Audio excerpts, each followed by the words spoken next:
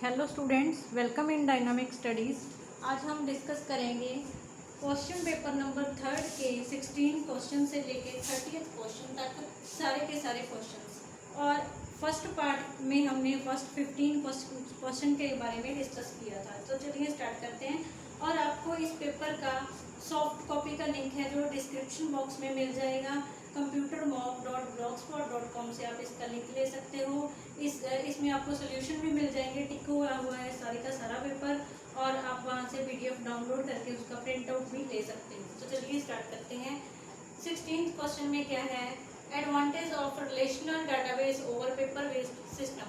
Relational database क्या है कि हम क्यूरीज यूज करके कोई ना कोई डाटा है जो उसे रिट्रीव करवा सकते हैं हम as per according to our requirement. Okay. और पेपर बेस्ड में क्या होता है कि अगर हम कोई भी कॉलम ऐड करना और कोई भी रो जो है उसे ऐड करना भूल जाते हैं तो हमारा सारे का सारा काम है जो यूजलेस हो जाता है। तो इससे क्या होता है कि हमारा टाइम है जो बहुत ज़्यादा खराब हो जाता है।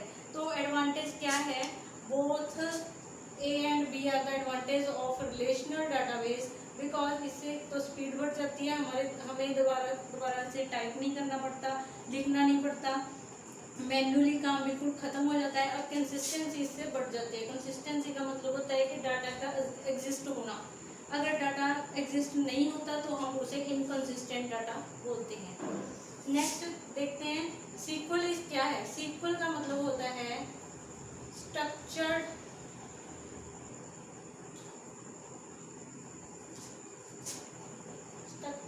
Curie language.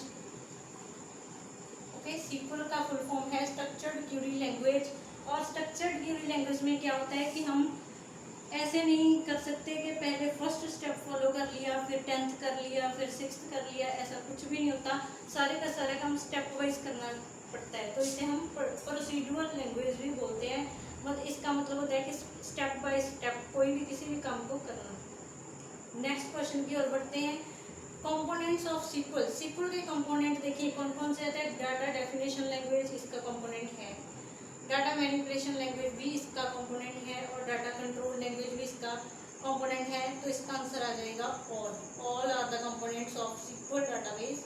ओके। नेक्स्ट हम इसके बारे में डिस्कस करेंगे कि इससे हम क्या कर सकते हैं, ये किसके बारे में यूज किया जाता है, ये कब यूज किया जाता है, सब पढ़ेंगे।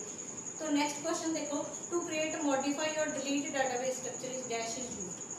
अगर हम किसी को भी डिलीट करना चाहते हैं, ठीक है, तो डिलीशन के बाद क्या वह डिलीट हुआ, और मॉडिफिकेशन के बाद क्या वह उसमें कोई चीज़ मॉडिफाई हुई, और क्रिएट करने के बाद क्या वह डाटा क्रिएट हुआ, इसका अंदाजा हमें कैसे लग सकता है।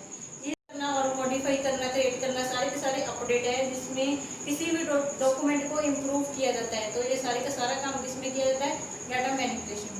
नेक्स्ट क्वेश्चन के बारे में डिस्कस करते हैं। वैन स्टैंड्स फॉर। देखिए वैन स्टैंड फॉर, वैन का फुल फॉर्म क्या होता है, वाइड एरिया नेटवर्क।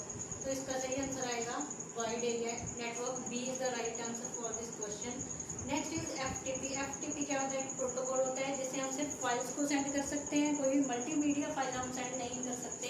जैसे कि हम कोई पिक्चर या कोई वीडियो वगैरह इसके थ्रू सेंड नहीं कर सकते, वह मल्टीमीडिया के थ्रू ही सेंड होगी। और FTP जो है फाइल्स को सेंड करता है, जैसे PDF फाइल्स को भी सेंड करता है, किसी भी डॉक्यूमेंट्स फाइल को सेंड करता है। तो इसका फुल फॉर्म होता है file transfer protocol. First is the right answer for this question. Next question है HTTP। HTTP का फुल फॉर्म होता है हाइपर टेक्स्ट ट्रांसफर प्रोटोकॉल। और इसके थ्रू क्या होता है, कोई लिंक है जो लिंक बन जाता है किसी भी टेक्स्ट का, और वह हमें नेविगेट करता है किसी और स्क्रीन पे। जैसे मैंने यहाँ पे लिख दिया इमेज और मैंने इस पर लिंक डाल दिया, तो जब मैं इस पर क्लिक करूँगी तो कोई ना कोई इमेज ओपन होगी।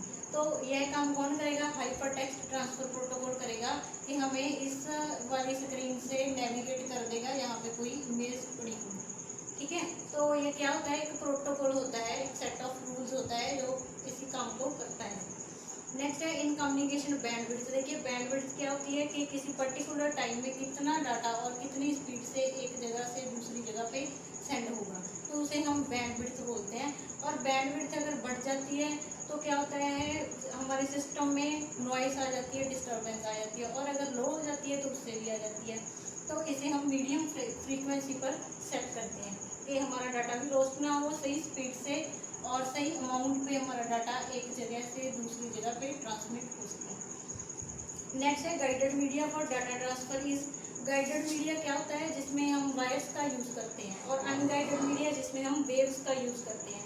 तो गाइडेड मीडिया में ट्विस्टेड पेयर भी आती है, भी एक पेयर है, मतलब वायर है, और कोएक्सियल केबल भी एक वायर है, और फाइबर ऑप्टिक भी एक वायर है।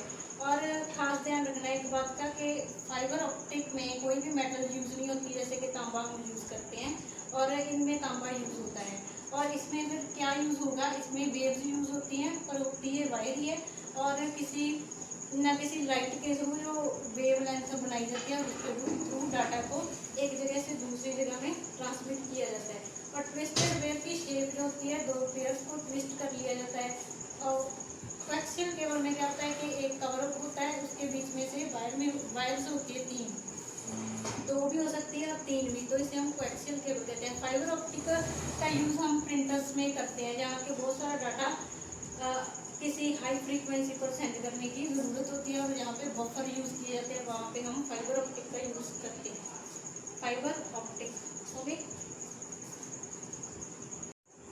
चलिए नेक्स्ट क्वेश्चन के बारे में डिस्कस करते हैं, फंक्शन ऑफ मॉडेम। देखिए मॉडेम क्या होता है, मॉडेम, ये क्वेश्चन बहुत बार आता है पेपर में कि मॉडेम किसके थ्रू डाटा सेंड करता है। तो मॉडेम क्या करता है, टेलीफोन लाइंस के थ्रू डाटा सेंड करता है। टेलीफोन लाइंस के थ्रू कैसे करेगा कि वैसे कोई साउंड होगी, अगर साउंड को अगर इलेक्ट्रिकल सिग्नल में चेंज करेगा तो उसे मॉड्यूलेशन कहते हैं, और अगर फिर से इलेक्ट्रिकल सिग्नल्स को चेंज करेगा साउंड में तो उसे डीमॉड्यूलेशन कहते हैं। तो क्या होगा, इसका सही आंसर होगा बोथ। मॉडेम का काम क्या है, मेन फंक्शन मॉडेम के 2 ही हैं, एक मॉड्यूलेशन करना और दूसरा डीमॉड्यूलेशन करना, तो इसका सही आंसर आएगा बोथ ए एंड बी।